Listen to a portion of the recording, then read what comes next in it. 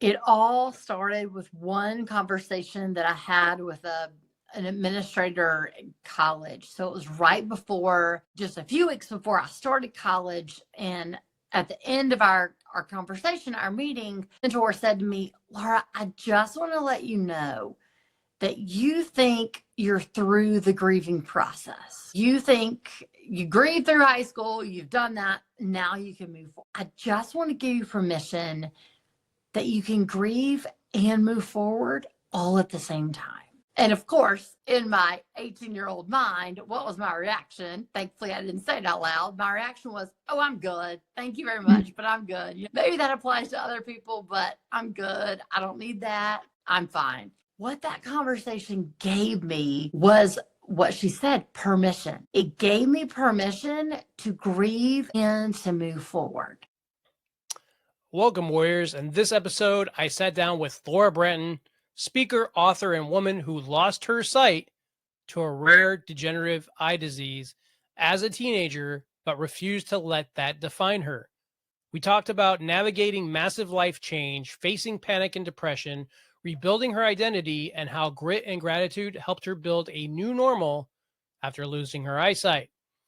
If you're in a season of transition, uncertainty, or you're trying to find purpose in the middle of something you didn't choose, this conversation is for you. Let's get into it. Thank you for joining me on the Battle Harder podcast. Absolutely. Thank you for the opportunity. Walk us through a little bit with what the degenerative eye disease you had is, and when did you go blind, essentially? So at the age of 9, I was diagnosed with a very rare retinal disease. It's still, to this day, with all the genetic testing available, it still has not been discovered as far as the name, the exact cause. So at the age of 9, I was diagnosed where the doctors told my parents and I she would eventually lose her sight, but we don't know at what rate she will lose her sight. She could be 10, it could be next year, she could be 40, 60. We don't know the rate. So the gift of being a 9-year-old was that cognitively I heard all that in the doctor's office, but I couldn't process it. My exact reaction when we walked out of the examining room was, I said, Mom, can we go to Starbucks now? And my parents still remind me of that 30 years later. Like, we just got this life-changing news about our daughter, and all you cared about was a peach tea at Starbucks. We didn't even know what Starbucks was at that moment. We were so overwhelmed. So that's why I said the gift of the 9-year-old was I couldn't emotionally process what the future would be. To answer the question of when the vision loss started, for me as a teenager, that's when I lost a significant amount of sight. So I was in geography class one day, and the teacher said, get out your notebooks and start writing down the notes on the board. And I was sitting at the front of the classroom because then I just had very minimal vision loss. And so I got out my notebook and I grabbed my pen and I looked up at the board, and all I could see were these black, like blurry, fuzzy images. They weren't numbers. It wasn't letters.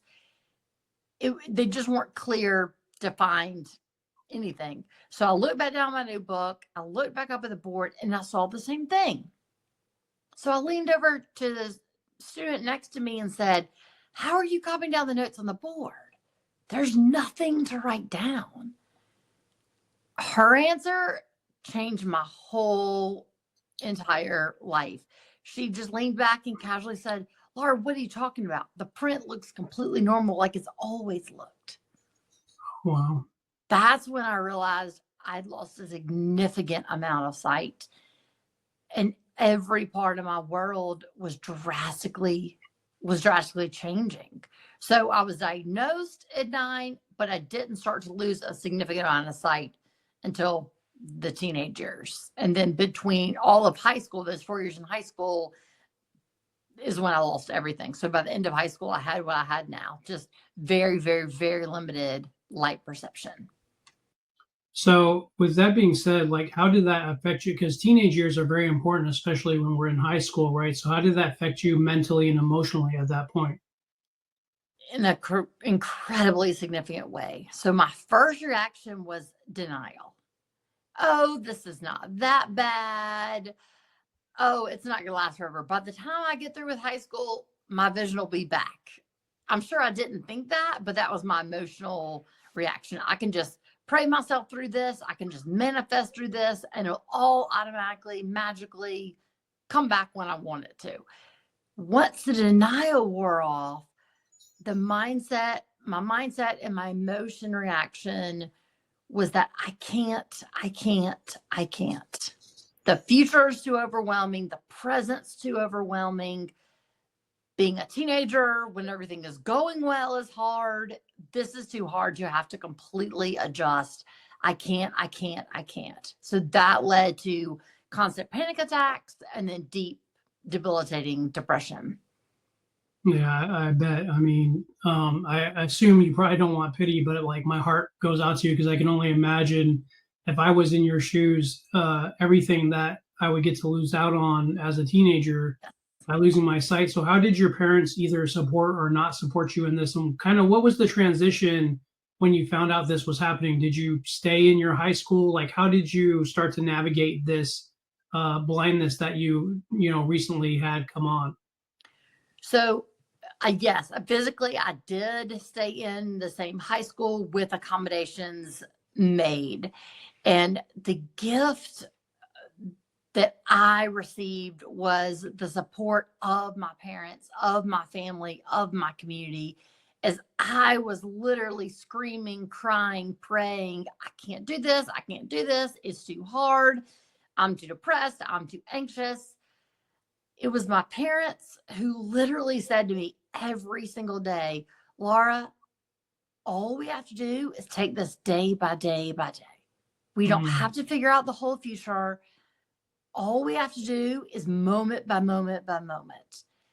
Literally getting up, getting dressed, and getting breakfast and getting to school on time. That was a huge accomplishment for the day. If I did that, accomplished that, my parents were like, okay, great day. It just literally taking it moment by moment by moment. And they didn't just say that one time, they said that all through high school. So that modeled for me the perspective of, yes, I'm overwhelmed with the future. And I also had the support around me of saying, just take it moment by moment. The other major support that they gave me was they didn't lower or differ their standards for me because I was losing my sight. Yes, of course, they made accommodations where I need accommodations, but they didn't start treating me, me as their disabled child and my brother who's older as their normal child. The expectations didn't change. They didn't automatically say, okay, family gatherings and fun events and vacations, you're just not going to because you can't see anymore. Tours at home, you're just not going to because you can't see anymore. That's not what they said. I was still perfectly a part of all of life, the fun, even the chores I wish I could have gotten out of, the good, the bad, all of it. I was still there, again, with accommodations made. My brother, who's 5 years older, he continued just to treat me as that annoying little sister that drove him crazy all day long, every time he was home. So he didn't pity me. He didn't feel sorry for me. That was an incredible gift of support because they were modeling to me, not through their words, but through their actions. We believe in you and you can move forward. That's awesome. And I give a lot of respect to your parents. I think that's how parenting should be done, that they really wanted you to feel normal and not, make you feel that you had a disability or something that would keep you from living a normal life. And that's really awesome that they did that, even with making you do the chores, which probably sucked at sometimes. But did you have any like friends in high school and when you lost your sight? I mean, were your friends still there? Like, what did your relationships start to become, and did new relationships form? How did that look? So the gift of being raised in the South is that the majority of, especially when I was in high school, the majority of your friends you had been with since you were in elementary school. So it was already friends that you had been with for a very long time. So I say that to say it was such a gift for me at that time, because as I was losing my vision, they still remained my friends because we had such a long foundation. It wasn't like we just became friends a year ago and then I started losing my sight. So it was just easier for them just to walk up. We had such a deep friendship established that their support, just us continuing to listen to music and just laugh at things that made absolutely no sense, just the normal teenage things, that was such a strength to me. As I'm going through this huge major vision loss and transition, my friends still being my friends, that was the source of strength. That was the source of healing. That was the source of incredible gift. I love that. And so, how is support back then and now? How is it play a part in your life? Is it something that is necessary for, say, somebody else that has some sort of disability that they're struggling with? What would you like to talk about on that? Yeah. So for me, again, for so much a part of the healing is that support system. So that's my encouragement. That would absolutely be my encouragement, my advice to anyone with a disability, whether the disability is new and they're just adjusting to the disability, or they've had it. It's not just an early onset. They've had it for a long time.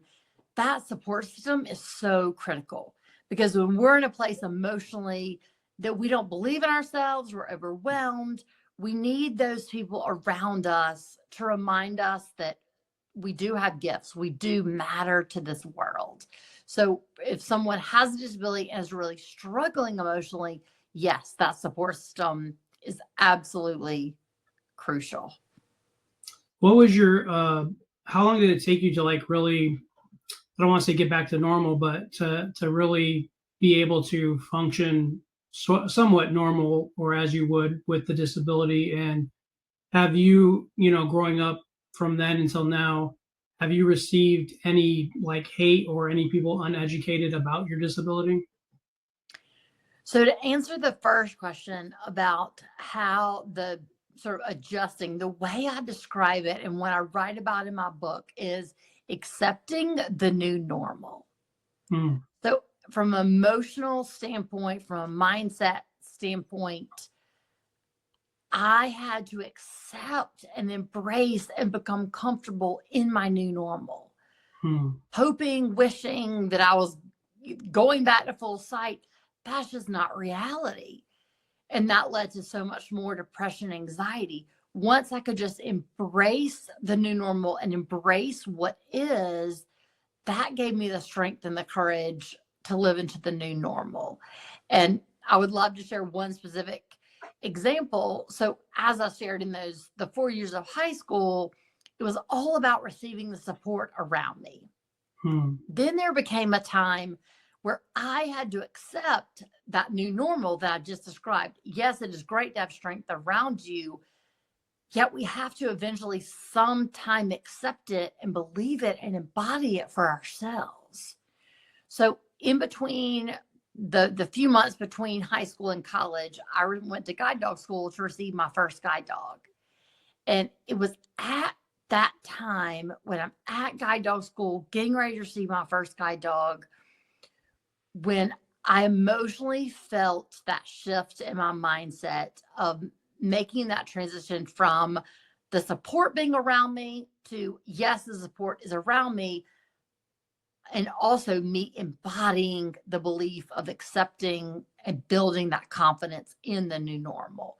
So as I received that guide dog, that was the time when I was able at a place to say, I accept who I am, and this dog is going to help me navigate the world in a safe way that it literally and physically and emotionally empowers me to move forward. So yes, I'm so glad you asked that question, because there absolutely comes that point where we have to adopt the strength around us.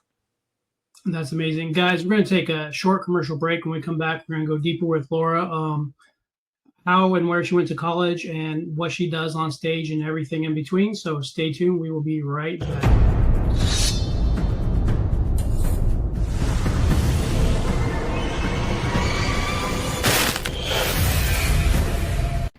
They told you to stay comfortable. You chose the battle. Battle Fitted is for the few who live by discipline in the gym, in the mirror, and in the mind. This isn't just fitness, it's transformation. From our coaching and mindset resources to apparel that speaks without saying a word, to keynotes that shake rooms awake, we train warriors, not followers. No fluff, no shortcuts, just real work, real change. If you're tired of talking about it, prove it. Lock in your first workout, grab your gear, book the mission at battlefittedbrand.com.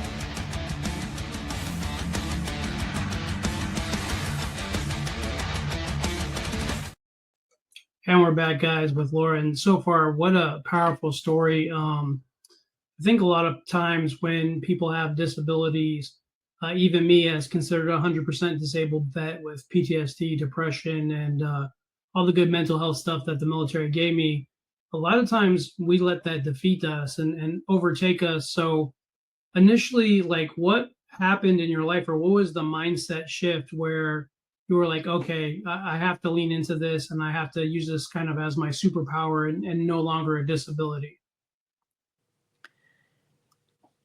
It all started with one conversation that I had with an administrator in college. So it was right before, just a few weeks before I started college. And at the end of our conversation, our meeting, a mentor said to me, Laura, I just want to let you know that you think you're through the grieving process. You think you grieved through high school, you've done that, now you can move forward.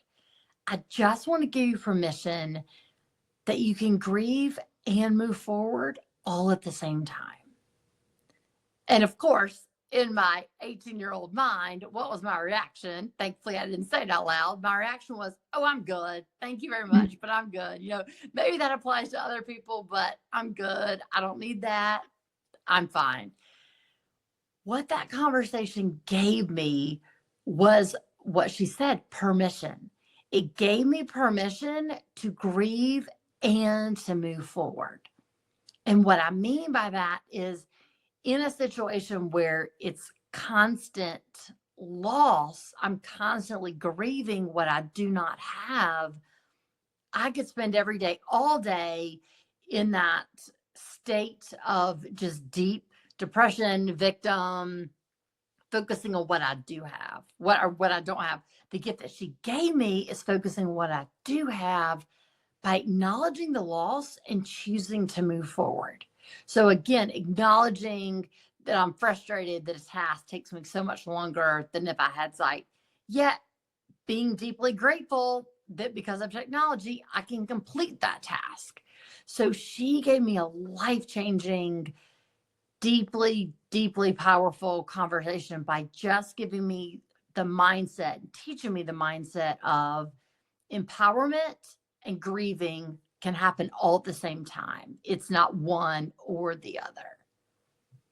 I really like that. And I've never thought of that from that perspective of when we go through hard things to be able to grieve and accept at the same time. I think most of us usually think it's one way or the other. And so it's a very unique perspective. So when you were in college, did you stay like on campus? Were you kind of on your own? And what was that like as far as like kind of getting away from your parents at that point?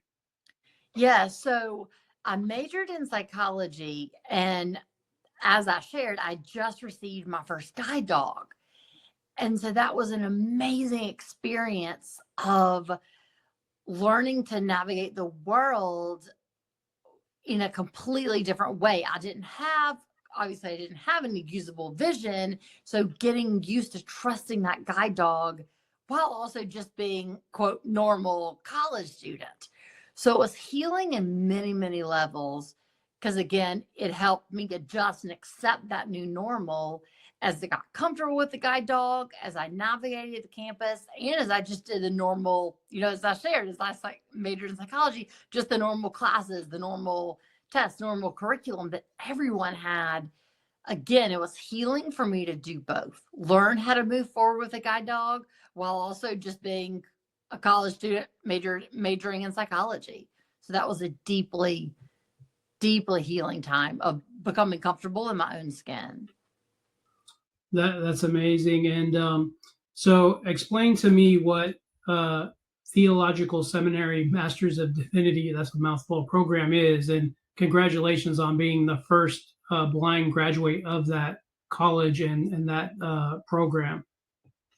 So the reason, first I'll talk about what the master's is and the reason why I did it. So the Master of Divinity is all about the study of spirituality, specifically where I went, the study of Christianity. So looking at Christianity from an academic, theological intellectual perspective. Hmm. The reason that I wanted that after majoring in psychology in undergrad was because of my realization that healing is not just mental, it's not just physical, it's not just spiritual. Rather, it's the mind, body, spirit connection where we need healing on all levels, all at one time. They're not separate parts of us, but all of it connects, and we need healing on every level. And I said that from my own experience as I worked through and accepted the blindness and healed emotionally and became comfortable in that new normal. Again, it was healing, not just on a mental level, on a mind, body, spirit level. So that was the reason that I went and got the master's degree, was to be able to focus on how does spirituality play a huge part in our mental healing and accepting of our new normal. I like that. And that's kind of cool that you went one way with psychology and then another way with theology. Does faith play an important role in your life in helping you get through your day to day?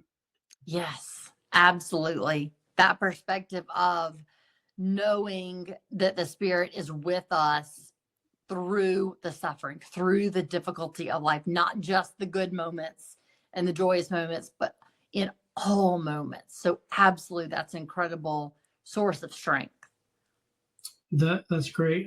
What do you currently face day to day now that's still difficult for you, or do you feel like pretty comfortable in navigating your blindness? So that's where the grit and gratitude, which I speak on, that's where that comes in. So on a day-to-day mindset basis, yes, I've accepted the blindness. Yes, I'm comfortable in my new normal, yet I'm still without sight in a completely sighted world. That's incredibly difficult.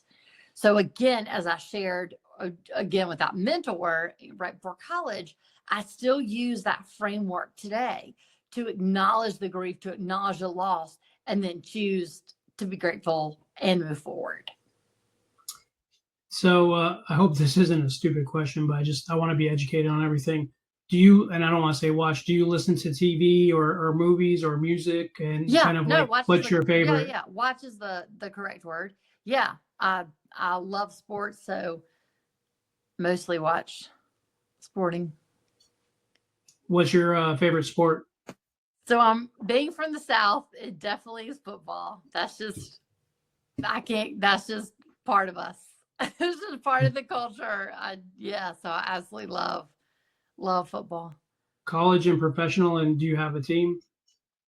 So college is definitely University of Tennessee. Is that where you grew up? Is in Tennessee? So I grew up in South Carolina, but yes and yes. I grew up in South Carolina, but I also grew up in Tennessee, in Knoxville, going to all the football games. My brother and I grew up with Tennessee athletics as a major part of our childhood. So yes to both. So explain to me what you do with UB Global, what that is, and how that helps other navigate change through grit and gratitude. Yeah. So the passion behind the organization, the reason I created it and was passionate about the speaking and about the coaching was all because of the support that I had received. So as I shared about my parents and my brother and teachers and community, as I had received such incredible support, I did not just want to say, that's great for me, end of story.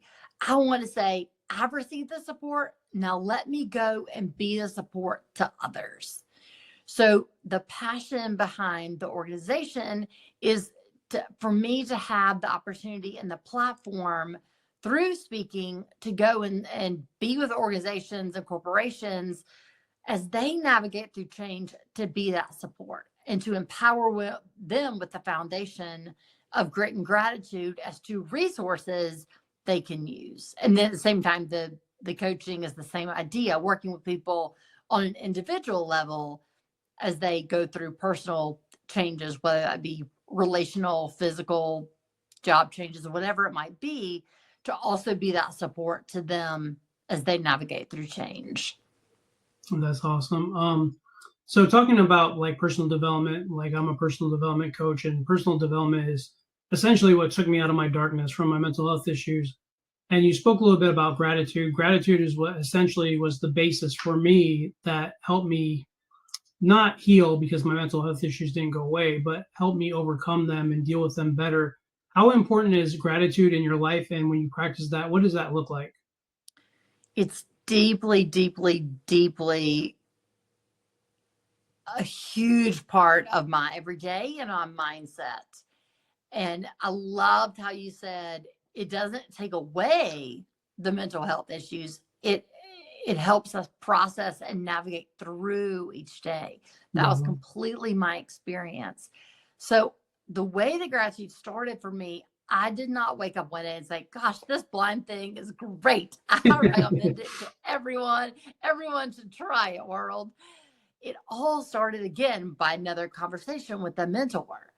So one day a mentor of mine asked me, Laura, I want you, or she didn't ask me, she told me, I want you to start writing down 3 things from every day that you're grateful for. And I don't want you to repeat because I want them to be very specific from each day. My initial reaction, again, thankfully it was in my head that I didn't say out loud, was, that is terrible advice. I am adjusting to blindness. I am depressed. I am living in panic attacks. And you're telling me to be grateful. You just don't need to be a mentor anymore. Like, stop that career path. So in my stubbornness, I was determined to prove her wrong. So I started to write down things I was grateful for. And once I started, a day became a week, and a week became 2 weeks. And what I realized was, I thought she meant gratitude, like be thankful for anything, everything, just be happy all the time, be grateful. What she was teaching me was, be grateful for what helps you navigate through the change. So a very specific example for me, she was not saying, wake up and be thankful that you're blind. She was saying, wake up and be grateful that you have a guide dog that helps you navigate through the world. So fast forward now, I have that mindset of gratitude where it's part of my perspective now. I don't at the end of every day write down 3 things I'm grateful for anymore. It's just part of my perspective that as I go through the day, I notice things that I'm grateful for. And it's not those huge, drastic, life-changing moments. It's those everyday moments that I realize that I'm grateful for.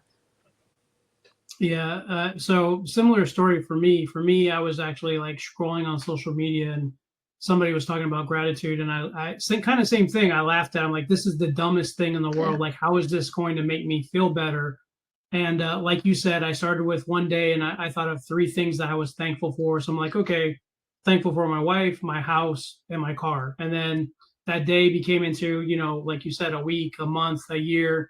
And I started realizing, not only through doing this podcast, but from practicing gratitude, that my life really isn't that bad. And at the end of the day, what was I really complaining about? What was I really angry or upset about? Because as long as I have breath in my lungs, you know, I live in America where we're pretty much free to do whatever we want. I have food in my house, I have electricity, water, like the basic necessities that a lot of times we take for granted. And it really is a powerful thing to practice being thankful. And even what that has helped me is when things seem pretty bad, I can reflect on that and realize that things really aren't that bad after all. So when you're on stage, typically, like, what are some of the topics do you talk about? Do you mainly just tell your story, or do you talk about like personal development, leadership? So it's completely around how do organizations navigate through change.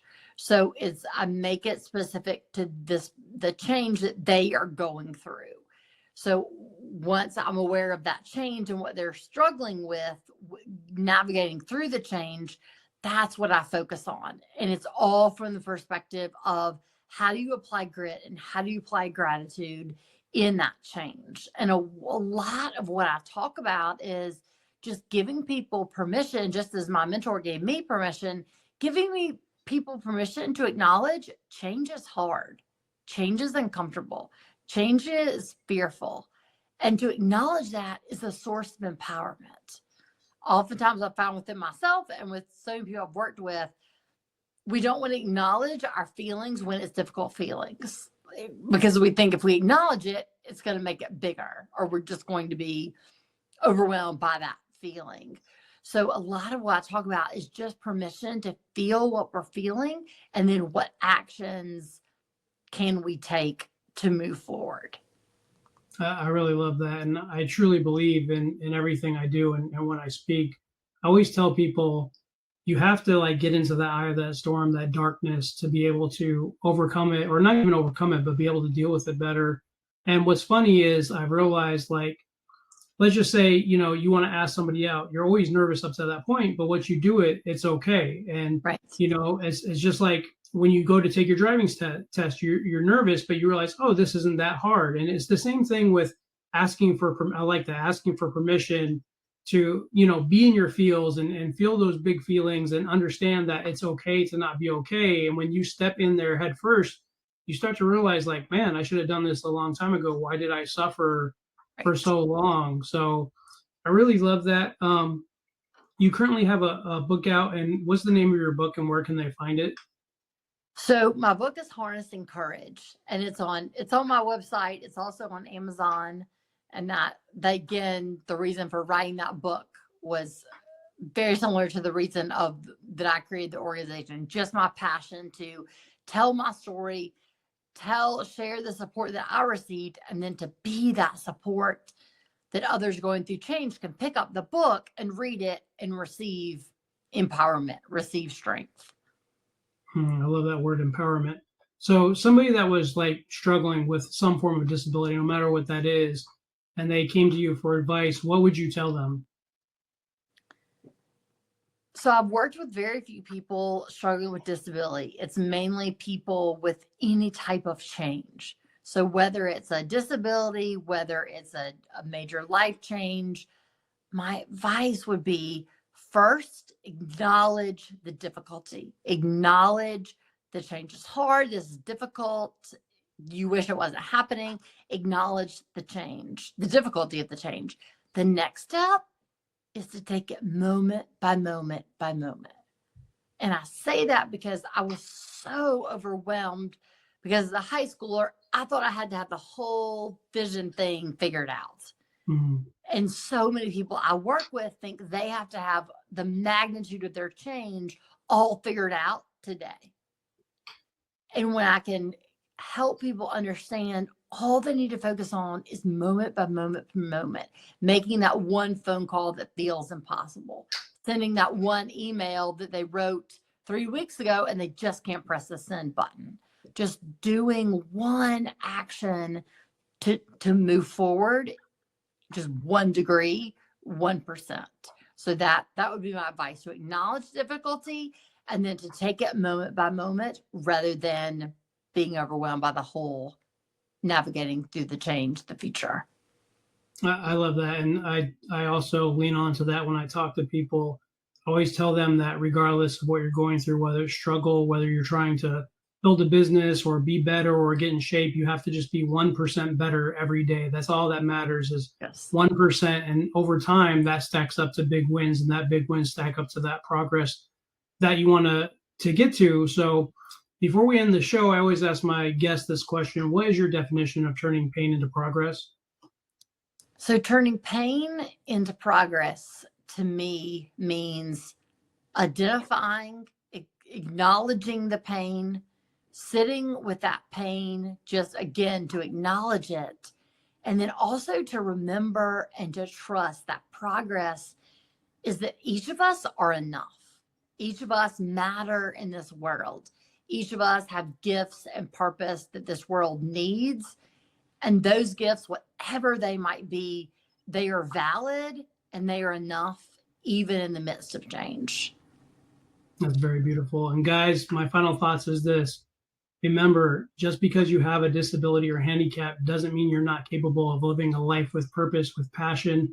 You can still have everything and anything you want to do. I've seen time and time again with people that have lost limbs that they still lift weights, they still go running, they still enjoy the things they like to do. We have Laura here that very at an early age could have just gave up, and she didn't. And realize that you have people in your corner that will support you, and you can find groups and people that will help you, and support is huge, but you have to be able to ask for help. You can't just hide in the darkness and give up. So always live a purposeful life, always live with joy, gratitude, happiness. Just because you have something that happened to you that's bad, it's not the end of the world. As long as you have breath in your lungs, you can be successful and do whatever it is you want to be. So Laura, thank you so much for joining me. What a beautiful, amazing conversation. And guys, as I like to tell my community all the time, remember to always be fit for battle. Thank you. You've just heard another real comeback story on the Battle Harder podcast, where we turn pain into progress and remind you that rock bottom is just the starting line. If today's message hit home, share it with someone who needs to hear it. You might just change their life. Subscribe, leave a review, and join the mission at battleharder.com. Until next time, stay disciplined, stay dangerous, and keep battling harder.